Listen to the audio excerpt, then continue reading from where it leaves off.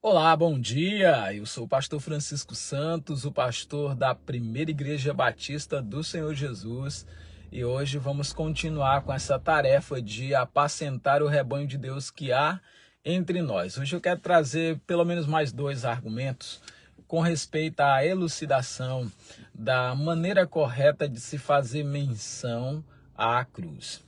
Ah, uma das coisas que eu acho interessante, e isso antigamente os pagãos diziam porque nós evangélicos não usávamos objetos nenhum para representar a nossa fé. Isso estou falando de 15, não mais do que 15, mas vamos lá, 15, 20 anos atrás era inimaginável um crente com um crucifixo, alguma coisa dessa natureza. E aí os pagãos costumavam dizer para a gente o seguinte: os crentes têm medo da cruz. E na verdade os crentes sempre amaram Jesus e nunca quiseram ser crucificados numa cruz como Cristo foi, numa cruz de madeira mesmo.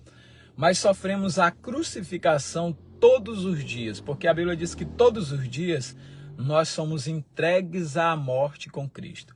Outra coisa que a palavra de Deus diz é que nós já estamos crucificados com Cristo. E isso tudo serve para mostrar que na Bíblia Sagrada, quando se faz menção à cruz, está se referindo de forma figurativa, de forma simbólica, nada mais do que isso. E nunca foi o desejo de Deus que nós tivéssemos um crucifixo no pescoço ou uma cruz estampada no templo, no altar do templo ou em qualquer outro lugar, porque isso já entra no perigo grave que nós vamos trabalhar hoje.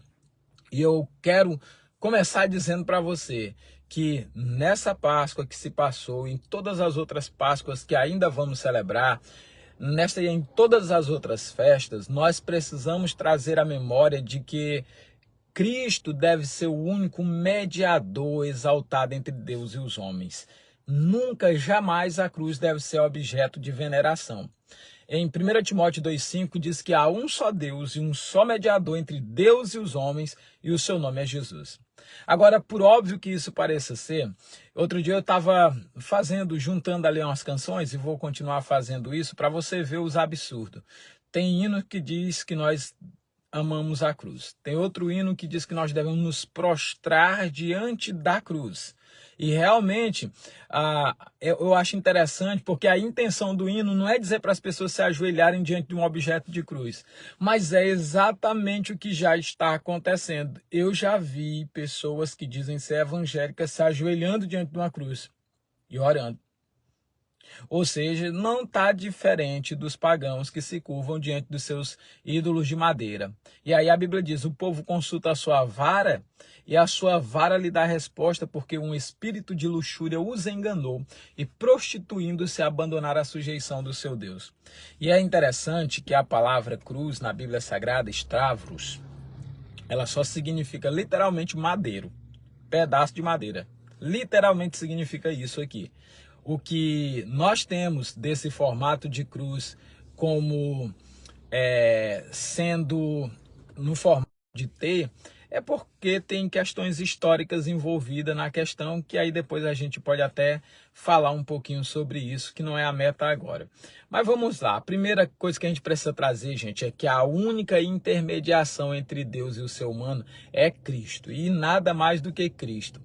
A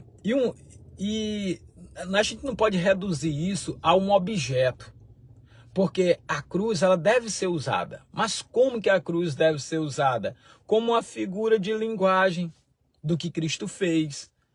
Mas ele próprio é o mediador dessa nova aliança, o mediador definitivo e exclusivo. Venerar a cruz como um ídolo, como estão fazendo em nome de Jesus Cristo hoje, contradiz claramente a Bíblia, que ensina que a intermediação é através de Cristo e não através de objetos físicos. Quando a gente passa a olhar coisas assim de forma mais racional, e a Bíblia requer de nós um culto racional, a adoração sutil, na surdina, de um objeto como a cruz, substituiu a centralidade de Cristo como único mediador. E isso, logicamente, é problemático, e problemático demais, porque tira o foco do mediador vivo e coloca em um artefato. um artefato de madeira que em si não pode realizar salvação. E todos nós sabemos disso. Olha, para você ver como a coisa está séria. Teve 2 escritores, parece-me que foi o John Stott, que escreveu sobre a cruz. Pegue as declarações que ele faz sobre a cruz para você ver se não está ali indiretamente criando um novo ídolo. A Billy Graham, antes de falecer, também escreveu um livro chamado A Cruz.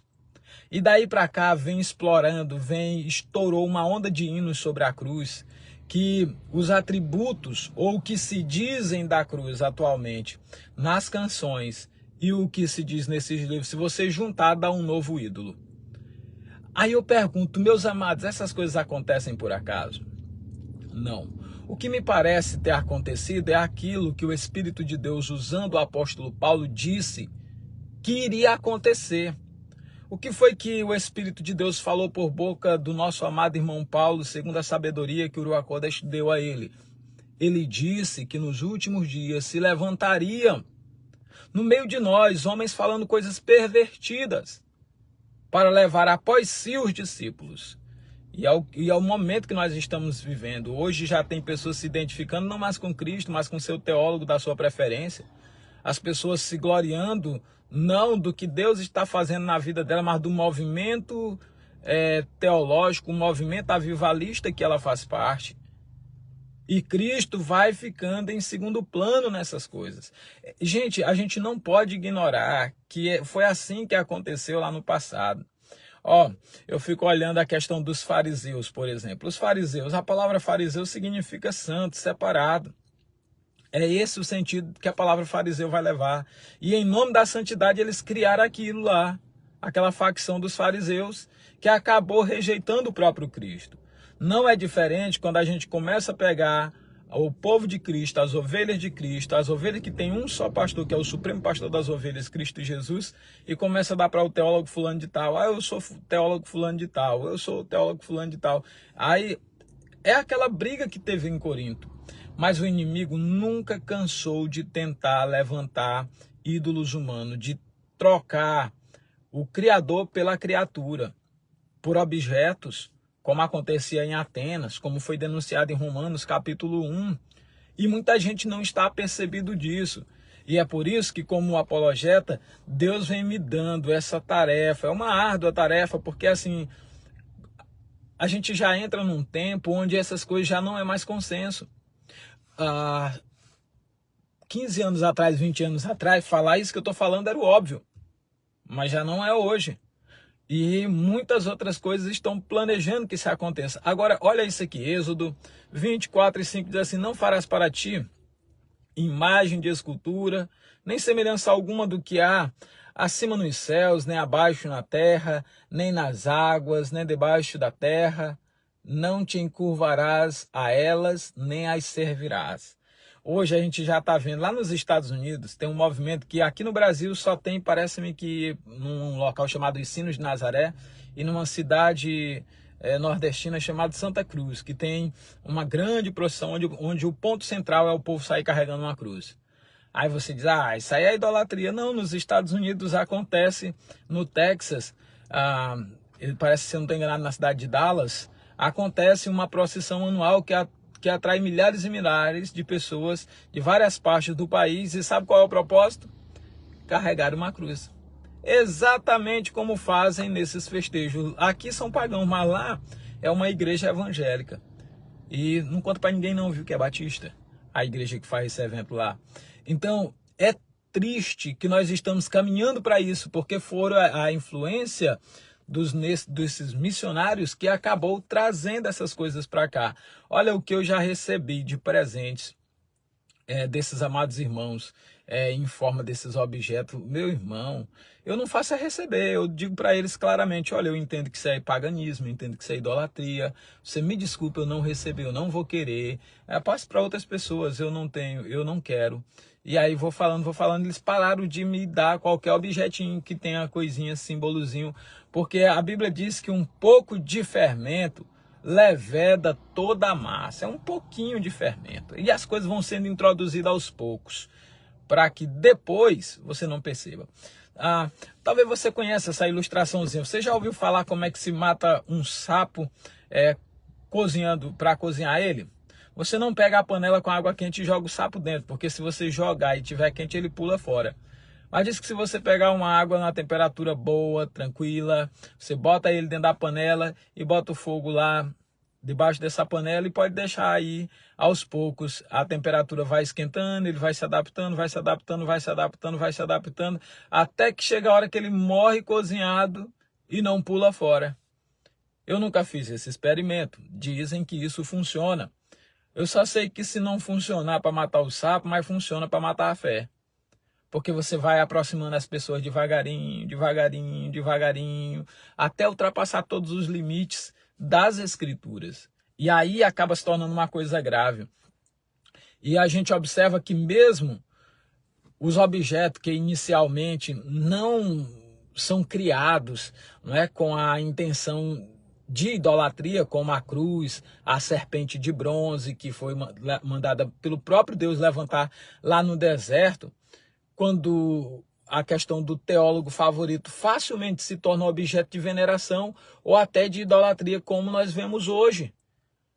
O próprio ato de criar algo material para expressar a fé abre a possibilidade de substituir a verdadeira adoração, como mostra as Escrituras.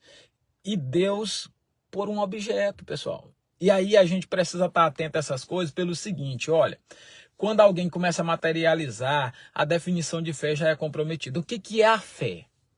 A palavra de Deus declara claramente que a fé é a convicção dos fatos que não se vê e a certeza das coisas que se esperam. Então, se eu estou vendo, eu já não estou tendo fé. E aí, um objeto para expressar a minha fé pode ser um cordeirinho, pode ser uma arca, pode ser uma estrela de Davi, que não tem nada a ver com a gente. Pode ser o peixinho, que esse também não tem nada a ver, nem nas Escrituras tem nada a ver. É uma cruz ou qualquer coisa. Gente, isso aí é uma brincadeira de mau gosto que vai resultar em idolatria. Eu não sei se nós ainda temos 10 anos de vida na Terra, porque as coisas estão acontecendo assim numa velocidade tão grande que a gente vive aquela sensação de que o mundo acabará amanhã de manhã, né? Mas se a gente ainda viver mais 10 anos, você vai ver todas essas coisas que tem hoje dentro dos templos pagãos, que a gente assim considera, você vai começar a ver dentro dos templos ditos evangélicos, porque essa é a onda que vem. E a Bíblia diz que como não acolher o amor da verdade para se salvar, Deus envia a operação do erro para as pessoas darem crédito à mentira, a fim de serem condenados todos aqueles que não amaram a verdade. Por isso que o amor à verdade tem que estar acima do amor à instituição. O amor à verdade divina tem que estar acima do teólogo favorito. O amor pelo que está escrito tem que ser maior do que as minhas preferências. E eu sei o que passa no coração de muita gente quando ouve a gente explicando essas coisas que são óbvias nas Escrituras, mas que por conta do momento e que por conta da forma como esse ministério do erro já está operando entre nós, é difícil para alguns aceitar, ficam revoltados, chateados, tristes. Eu lembro que quando eu comecei a estudar apologética, era para mim combater os hereges. Mas quando eu vi que tinha muita coisa que estava já fora dos eixos no nosso meio, aí pronto, eu na verdade comecei a passar mal, porque fui tentar apresentar as Escrituras, não foi aceito. Hoje eu entendo porque que o pagão rejeita as Escrituras, a mesma razão porque as pessoas hoje rejeitam o bom senso. E esse é o ponto de rejeição de Deus a essas pessoas, sabe por quê? Porque a Bíblia diz assim: o meu povo está sendo destruído porque lhe faltou conhecimento, porque tu, sacerdote, rejeita o conhecimento, eu também te rejeitarei, para que não seja sacerdote diante de mim. E é o que está acontecendo, muita gente já está reprovado e ainda não se apercebeu. Então, gente, se a fé cristã, ela se baseia num Deus invisível, então qualquer objeto material pode representar um risco lógico de distração para adoração verdadeira, adoração genuína. Então, o uso de qualquer símbolo físico no culto pode incitar práticas idólatras, onde a verdadeira essência da fé se perde. O que nós estamos dizendo é que O culto a Deus ele tem que ser feito pela fé, é um culto racional.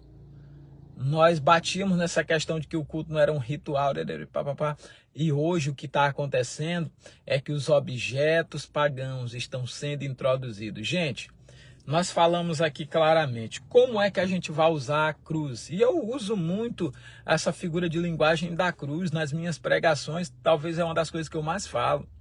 Mas a gente não pode falar tanto de um objeto e depois transformar aquilo numa coisa palpável para as pessoas estar tateando para ver se encontram a fé em Deus. Essa foi a desculpa que usaram para introduzir as imagens de escultura nos tempos pagãos e fazer com que os idólatras tivessem as suas imagenzinhas dentro de casa para estar pegando e apalpando, porque eles não sabiam ler, não sabiam escrever, então ficava uma forma ilustrativa. Mas ilustrava o quê? Ilustrava o que hoje acontece. Uma idolatria enraizada que não tem quem tire mais do coração da maioria deles. Então nós precisamos hoje ficar atento para isso. Vamos fazer o que diz a palavra de Deus. A Bíblia Sagrada diz que a mensagem da cruz é loucura para os que perecem, mas para nós que somos salvos é o poder de Deus. Então, gente, é a mensagem da cruz e não a cruz de madeira que tem que ser proclamada, que tem que ser exaltada, que tem que ser glorificada. E aí nós precisamos estar atento para isso. Se essa mensagem te abençoou, se essa mensagem te alertou, passa ela adiante. E vamos estar ministrando isso aqui para que as pessoas possam entender a verdade de Deus em nome de Jesus Cristo. Um forte abraço e até o próximo momento.